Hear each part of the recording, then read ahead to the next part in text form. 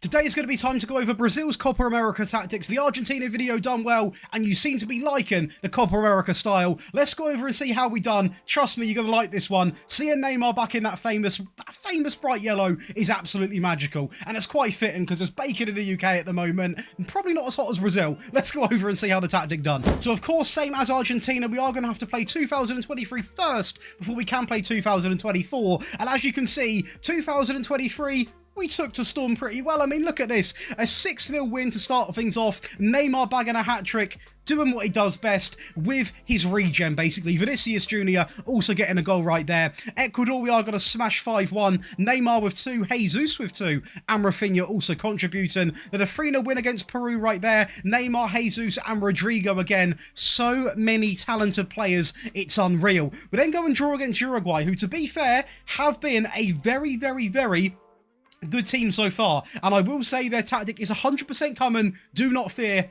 I am here. I will make it happen. We then do bounce back against Bolivia, though, in 3-0 fashion, with Vinicius Jr., Neymar, and Marquinhos making it 3, which we absolutely love to see. Didn't mean to rhyme, but I'll take it. And lastly, Colombia, a 2-0 win with Casemiro scoring and Martinelli, which is a bit unorthodox, but the real question is, this is amazing, but how well did we do actually in the Copa America? Because that's what the whole video is about. So the first game in the Copa America Group C, we are going to play Peru, and we just about get over the line. I'm joking. A 6-1 win. I mean, absolute dominance. We were leading 4-0 at half-time. It's a game which we absolutely battered them. 3 XG, 60% possession, 9 shots on target. They offered virtually nothing. We then go and play Chile, again in the Group C, of course, and again, it's complete dominance. A 5-0 win. They failed to even really threat us at all. They did have some shots on target, but they could convert absolutely none of them. Of course, we have got a very good lineup here, and Ederson in goal for starters. The back line's incredible as well. Their team is lacking some real quality, and hence a 5-0 defeat. And Honduras is going to give us probably the best game out of all of them, which I probably was not expecting. We come out and beat them 3-2 in the Group C to wrap it up, obviously finishing first in the group. We absolutely battered them. 73% possession.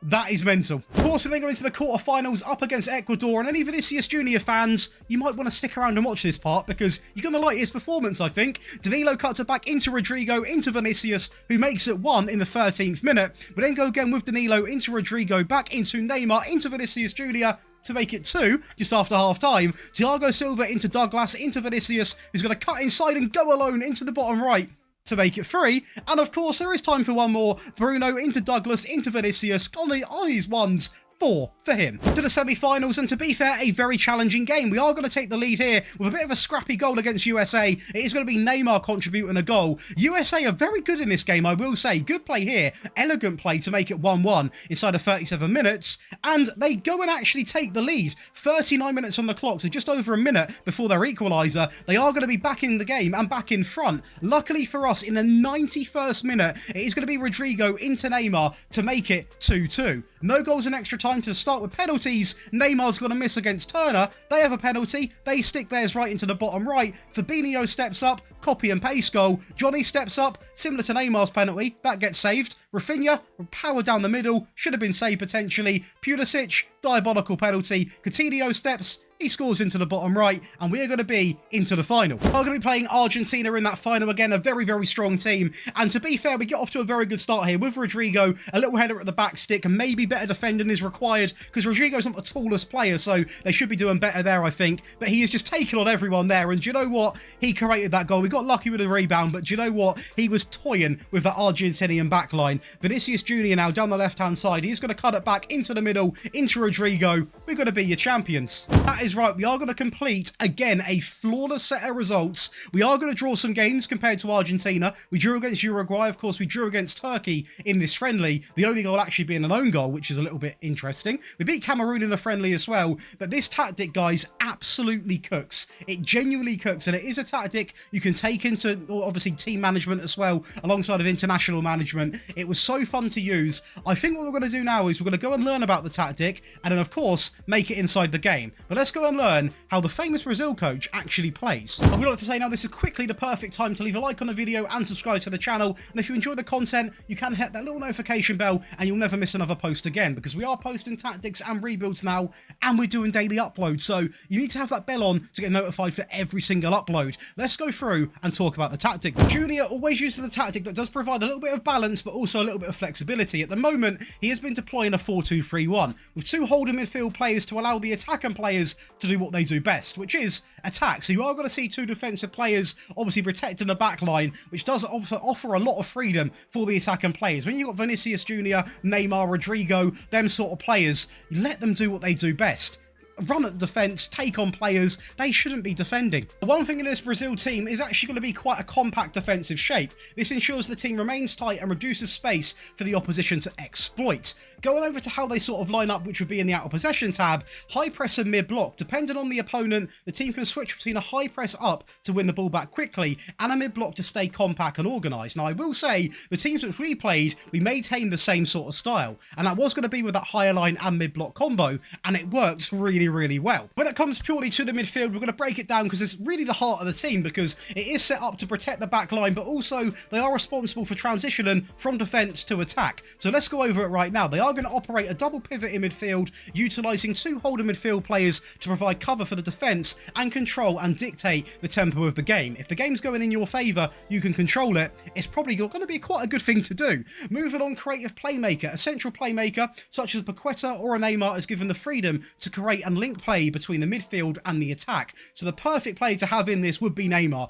a player that can drift about, roam from pocket to pocket, get into different space. He's an absolute nightmare to defend against, and he's got a trick or two. When it comes to the attacking side of the game, obviously they've got an array of talent to work with, but he is going to utilise his wingers to stretch the opposition and create space. Players like Vinicius Jr. and Rafinha, of course Rodrigo, you've got Neymar, there's so many names I can list off now. Them out wide, coming inside, doing all sorts of tricks is a real key part of this, and also it's the DNA of Brazil. All the flicks, all the tricks. We've grown up watching this style of football. That is how they play. It's in their blood, and I'm here for it. Moving on, overlapping fullbacks such as Danilo, Alexandro push forward to provide additional width and crossing opportunities. Again, wingbacks in Brazil's teams always have been a little bit flary, a little bit of flair, a little bit of trickery, can get the ball in the box quite well as well. Very attacking fullbacks as well, which sometimes you can be a little bit defensively vulnerable. So I have toned it down a little bit in the match engine, because if we had everyone flying forward, you'd be conceding about 10 a game, which I could already see the comments. Now moving on to something else, we are going to go over to quick combinations and 1-2s. This emphasises quick passing and movement, particularly around the penalty area, to break down defences. So again, it's not just individual skills, you know, roulettes and all of this malarkey that is in the game, but also doing these quick 1-2s, very hard to defend against, and something they've become quite adept to recently. The position side to Junior's game is actually quite unique. He is going to go with some rapid counter-attacks. The team is set up to transition quickly from defence to attack, using the pace and the skill of the forward players. If you can imagine you're defending and then you go on a counter-attack, you've got Vinicius, Rodrigo, Neymar, you've got Jesus, you've got other players as well. When they're all running at you, imagine how scary that would be for the opposition. It would be an absolute nightmare. You do not want to defend against any of them. Defensively, on losing the ball, the team quickly regroups into a compact shape to prevent counter-attacks. So similar to the Argentina style, they are going to drop back to win the ball back, and once they've got the ball, they're flying forwards. Now, of course, over to your favourite part of the video, it is going to be Brazil 2024. We've got 3 tactics today, so be sure to watch the entire tactic breakdown, because I do use all 3. So if you aren't getting the same results, that could be why. You need to get all 3. And I will say, if you want to get all 3 of these tactics, and also you want to get the videos early, you want the rebuild files, you want priority in the tactic and the rebuild requests, you want the console breakdown, the mobile breakdown, you want those tactics, you want one-on-one tactical help and access to the monthly giveaways, which last month was 300 Great British pounds. You can come over and join the Patreon in the description below and join the other 4,500 people. It is absolutely insane over there.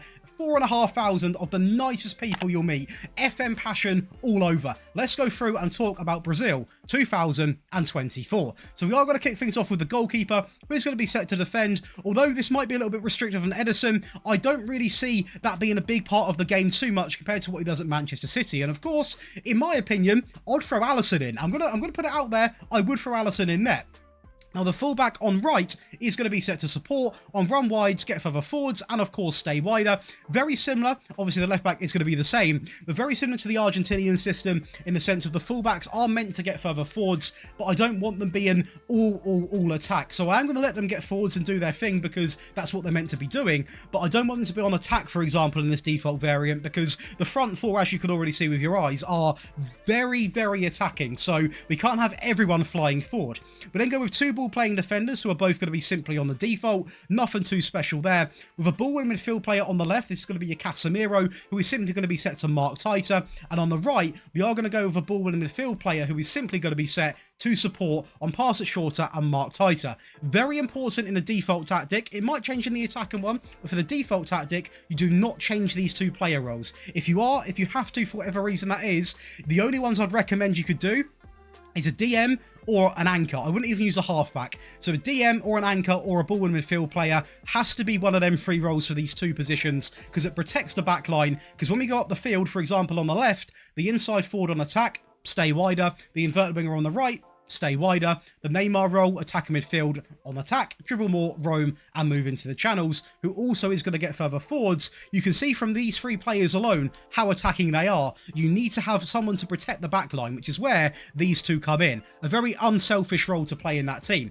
And lastly, the deep line forward on attack, who simply is there to get goals, but also link up the play. I'm not being funny, but if I quickly load in the team we've got right now, we'll have a little browse, shall we? So if you look at this right now, you can see why they are going to be told to do this. You've got these two players here, Casemiro and Bruno, to protect this back line, but when you've got someone like Jesus, who is a good player, but then you've got Vinicius, Rodrigo, and Neymar, let your striker create for them because they're all world-class players. Get the most out of them. So I'm going to be applying an attack and gegenpress when it comes to the team instructions. This is going to remain in the middle. We are going to pass into space, well, overlapping left and overlapping right on this occasion. We're not going to focus playing out from the back because we've not really got that into the team's DNA. We are going to go down to shorter when it comes to the passing directness, match with a higher tempo. A bit more aggressive on this occasion compared to the Argentinian system. We are going to have mixed crosses when it comes to the final third, alongside of being more expressive and run at defence. Now, there's one thing in this Brazil team we've got to understand. You've got some of the most attacking players when it comes to like that creative spark, the skills, the trickery. We don't want them working the ball into the box necessarily because I want Neymar, I want Vinicius, I want Rodrigo cutting in, having a crack at goal when they need to. So we are going to let them have that freedom, and this is what you need to have on. You need to be more expressive because you need to get the most out of these players. So not having that on is almost putting them in prison. You're not letting them play the way they want to, and you need to have it on.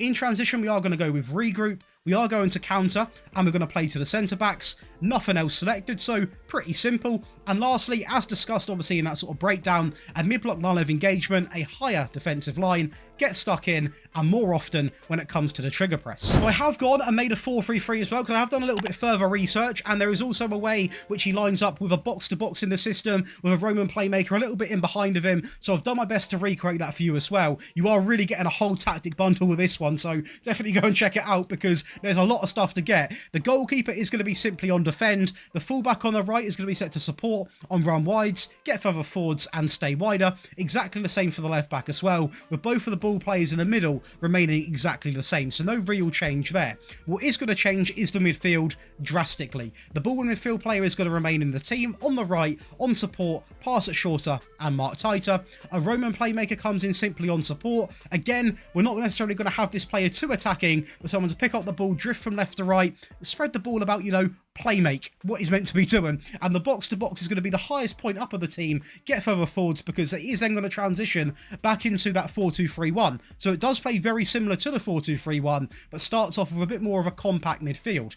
On the left, we are going to have the inside forward exactly the same, with the inverted winger being exactly the same, and you guessed it, the deep line forward being exactly the same to the team instructions. Again, gegenpress on the attacking mentality, they are going to be very, very similar. The only real big difference to the first tab is we are going to have pass into space. This is going to remain the same, but we are going to have focus play through the middle because we have now got a really compact midfield. We may as well utilise it and still use it. It doesn't mean we're not going to use the wingers at all, but they are going to cut in anyway, so they are all going to be playing through the middle, which makes this tactic a little bit different to that 4-2-3-1. We are also going to run at defence, be more expressive. We are going to max out the tempo, of course, and have this down to to shorter, so we're not going to change too much, but just having this on is going to make it very visibility-wise differently to the 4-2-3-1. Jesus, I can't get the words out. But yeah, it's going to be very different just because of that one instruction. Now in transition, we are going to go through and go with the regroup. We are going to counter. We're going to play to the centre-backs and the full-backs while taking short goal kicks. So again, it is going to be exactly the same. We're not going to have anything too drastically different because the only real change I want for this tactic is changing from that 4-2-3-1 to the 4-3-3, which when you actually are in transition and attacking, it will look a 4-2-3-1 anyway. And lastly, out of possession, we are going to go with that higher defensive line, the mid-block line of engagement, get stuck in, and more often when it comes to the trigger press. And I have gone to the effort to make you a defensive tactic if you are trying to seal out a game. And again, I will say this very clearly. This is only to be used to defend a game. I would not recommend going into a game like this. If you are going into games, go into your games with this one. If you're failing to be in the lead, you're trying to get a goal, go to the attacking variant. If you are trying to defend a game out, go to the defensive variant. It's as simple as that. That's why I always say get all three, because I switch between them very, very commonly in the games. The goalkeeper is going to remain the same. The fullback on the right and the left are both going to be set to defend, with one additional instruction, which is going to be set to stay wider. So nothing too special about them. They're not going to be very attacking now at all. Very restricted because, again, this is a defensive-based tactic. Both of the ball-playing defenders are going to remain exactly the same, both on the default, and we actually are going to get the same set of instructions and roles back into the team as we had in the default. 2 ball-winning midfield players, 1 on defend, 1 on support. The inverted winger on the right is going to be simply set to support now, on stay wider, with the inside forward on the left now also being on support, on stay wider. In the midfield, he has dropped from attack to support as well, on dribble more, roam and move into the channels, with a deep lying forward being one of few roles actually remaining the same. Now what I will say is this tactic will still get you goals, but obviously these 3 especially are not going to be as attacking, neither are the fullbacks, so you're not going to score as many goals. You are going to have a lot more control, probably a lot more possession as well, I will say, but this is mainly designed for those of you that are desperately trying to seal out a game, whether you have a 2-goal lead, a 3-goal lead or a 1-0 lead. This will get the job done. Now again, the gegenpress this time on the balance mentality, so again, really taking up defensive prowess. We are going to go into pass into space, play out from the back, much shorter when it comes to the directness, match with a slightly lower tempo, dribble less and mix crosses. So again, we are now restricted a bit of that attack and sort of style of the team, which is why I will always say we are obviously trying to run the clock down. In transition, we are going to go for a simple regroup and play to anyone across the back line while rolling the ball out. So again, no real emphasis on hitting on the counter, so you're not going to score as many goals. I will keep stressing this because I will get that one comment which is like, Josh, I used a defensive tactic, I didn't score any goals. It is meant to be purely to defend the games out. And lastly, out of possession, we are going to go with the standard line, the mid-block line of engagement, get stuck in, and more often when it comes to that trigger press. And that's going to complete for you boys and girls back home 3 variants of Brazil's 2024 Copa America tactics. If you have enjoyed, a like would mean the absolute world to me, and be sure to subscribe. And if you do want to show some more support, it means the absolute world. It allows me to carry on making these sort of videos. You can go and join the Patreon in the description below, where you can join the other 4,500 people. So it can't be that bad. I'll see you in the next one. Enjoy the rest of your day. Up the Brazil.